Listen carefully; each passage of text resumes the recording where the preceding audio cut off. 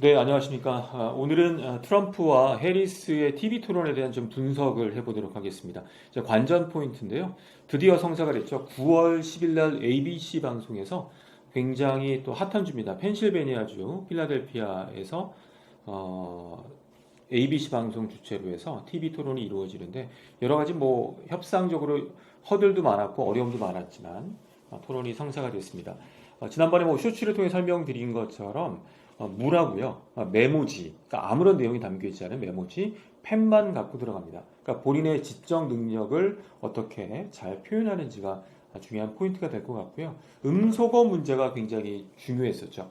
트럼프 대통령 입장에서는 음소거를 6월에 했을 때 바이든과의 토론에 있어서 상당히 재미를 봤습니다. 본인이 원래는 이제 말 끼어들기 하고 이제 토론 같은 거를 잘한다는 자부심을 갖고 있는데 여러 번 끼어들다가 바이든의 요청으로 음소거를 했더니 결론적으로 봤을 때 굉장히 세련되고 또 자제력이 있는 사람처럼 보였기 때문에 이번에도 본인이 발언할 때만 마이크가 켜지고 다른 사람이 이야기할 때는 음소거를 하자라고 주장을 했고 해리스는 그 약간 트럼프의 격앙된 모습을 보여주기 위해서 음소거 없이 쭉 진행을 하자라고 했는데 결국에는 뭐 ABC 방송 주체로 되면서 트럼프가 원했던 대로 음소거를 한 상태로 진행을 하게 됐습니다.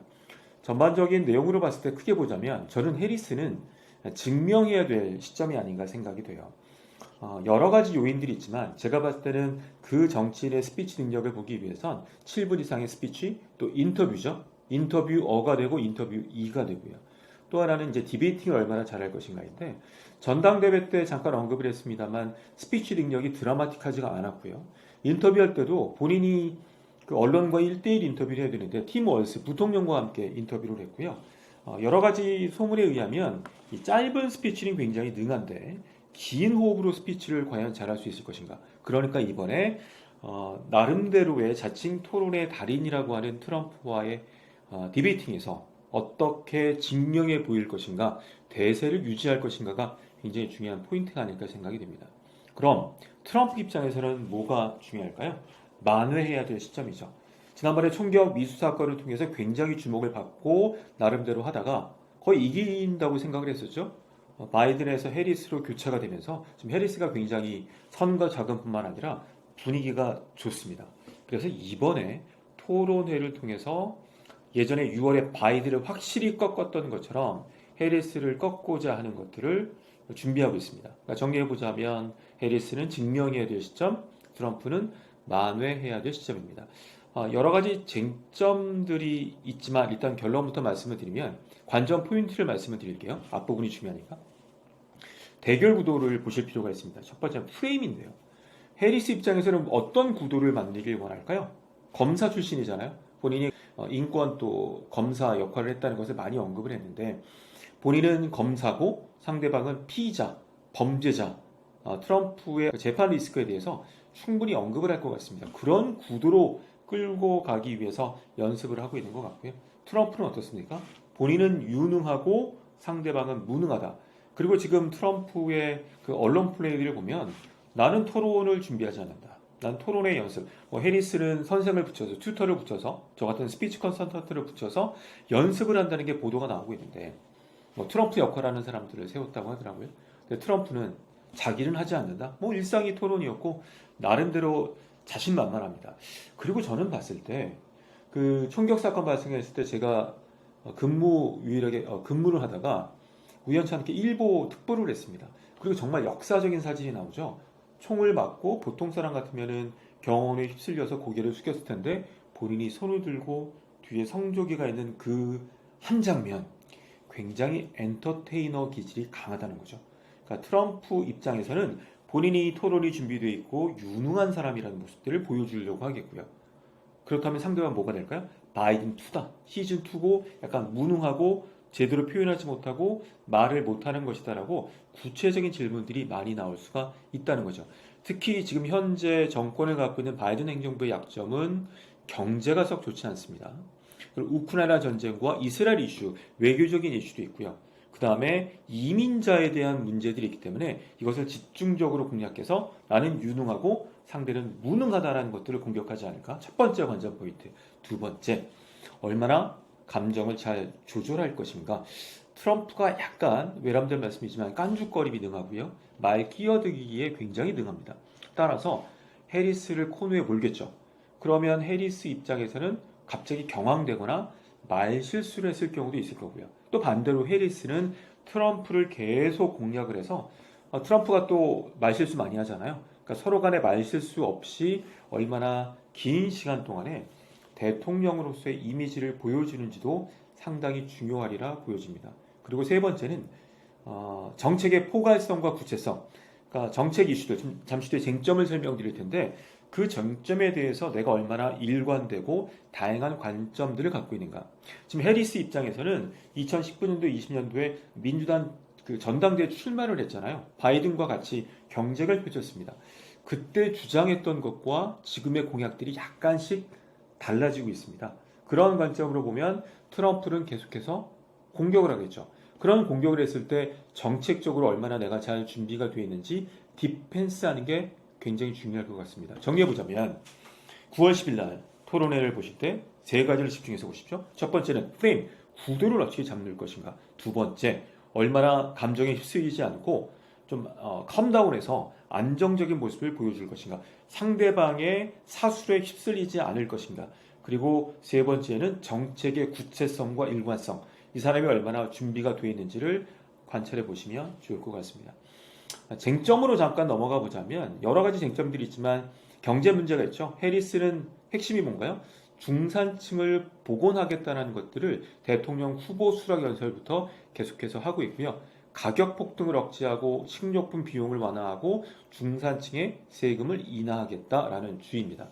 하지만 트럼프는 약간 친기업적인 부분들, 그다음 아메리칸 퍼스트, 미국 우선주의적인 경제 정책을 펼치겠다라는 주장을 할 것 같고요.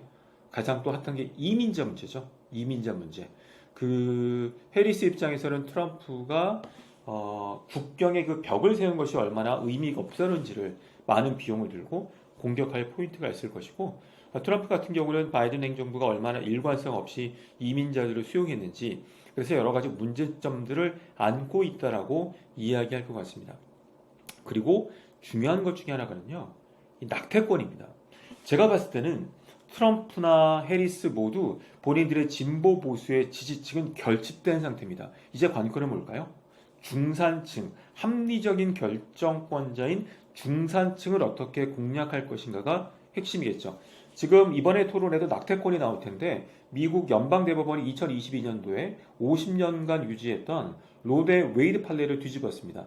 로데 웨이드 판례는 임신 24주 이후에는 태아가 자궁 밖에서 생존할 수 있기 때문에 그 이전의 낙태는 허용하지 않습니다. 그런데 2020년도에 트럼프가 임명했던 대법원 판사 3명이 결정적인 역할을 해서 이 판례가 뒤집어지죠. 각 주마다 알아서 하라. 그러니까 낙태권이 좀 금지된 주가 많다는 거죠. 따라서 해리스는 그 여성과 또 중산층에 대한 공약으로서 낙태권이 보장돼야 된다는 주장을 펼칠 것 같고 트럼프 같은 경우에는 처음에는 전략적인 모호성 유지했습니다. 낙태를 지지하다가 또 공화당이 뭐죠?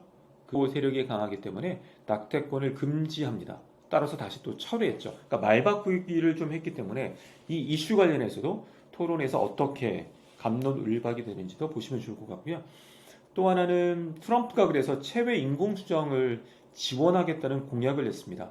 여성 유권자의 공약. 그러니까 낙태권에 대해서는 공화당이 워낙 세기 때문에 지금 유지를 하고 있지만 트럼프는 여성 유권자들을 위해서 지금 노력들을 하고 있다고 보시면 되겠고요.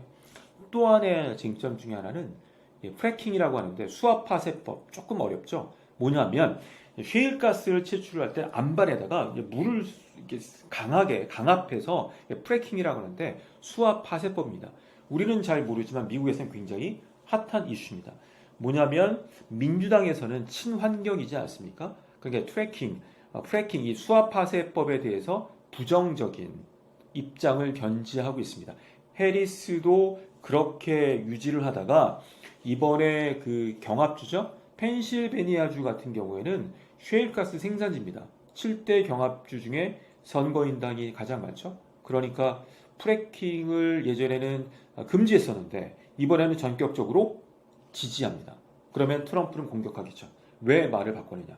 그러니까 트럼프는 2019년, 20년에 해리스가 했던 나는 네 말을 기억하고 있어 공격을 할 것 같고 또 해리스 입장에서는 낙태권 이슈 관련해서 말을 왜 바꿨는지 해서 이야기할 것 같아요. 아마 오락가락한 것에 대한 공격 포인트가 있지 않을까 생각이 되고요.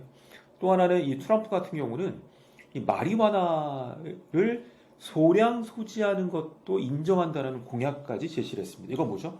젊은 층을 공략하겠다는 거죠. 그러니까 마리화나를 공공장소에서 피는 것은 금지를 하지만 소량 소지하는 것들은 유지를 한다. 지금 몇 가지 설명드린 것처럼 쟁점들이 약간 오락가락하는 부분도 있고 양쪽의 지지자가 결집이 됐기 때문에 중도의 세력을 어떻게 가져올 것인가가 굉장히 중요한 포인트라고 생각이 됩니다. 자, 오늘 그 9월 10일 이 트럼프와 해리스의 TV 토론 정리를 해드렸는데요. 다시 한번 정리해보자면 해리스는 증명해야 될 굉장히 중요한 포인트, 또 트럼프는 만회해야 될 시점이기 때문에 이 두 사람이 어떻게 프레임을 잡고 어떻게 감정적으로 잘 유지하는지를 지켜보시면 좋겠고요.